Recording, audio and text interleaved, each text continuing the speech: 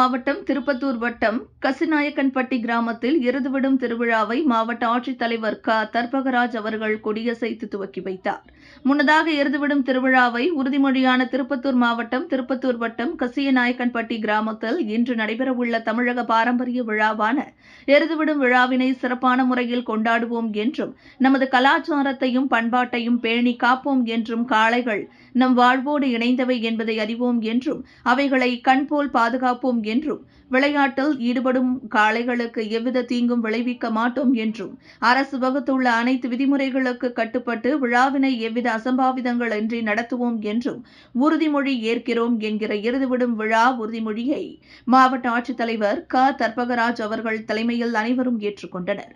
பின்னர் மாவட்ட ஆட்சித்தலைவர் அவர்கள் காளைகள் ஓடும் வழித்தடத்தில் யாரும் நிற்க வேண்டாம் என்றும் இவ்விழாவில் எந்தவொரு நபருக்கும் சிறு காயம் கூட ஏற்படாதவாறு இந்த எருதுவிடும் திருவிழாவை நடத்தப்பட வேண்டும் என்றும் விழா குழுவினர்களுக்கு அறிவுரைகளை வழங்கினார். மேலும் இவ்விழாவினை சிறப்பாக நடத்துவதற்கு மாவட்ட ஆட்சித்தலைவர் தர்பகராஜ் அவர்கள் வாழ்த்துக்களை தெரிவித்தார். இவ்விழாவில் மாவட்ட காவல் கண்காணிப்பாளர் ஸ்ரேயா குப்தா, வருவாய் கோட்டாட்சியர் ராஜசேகரன், சம்பந்தப்பட்ட துறை அலுவலர்கள், விழா குழுவினர்கள் மற்றும் பொதுமக்கள் கலந்து கொண்டனர்.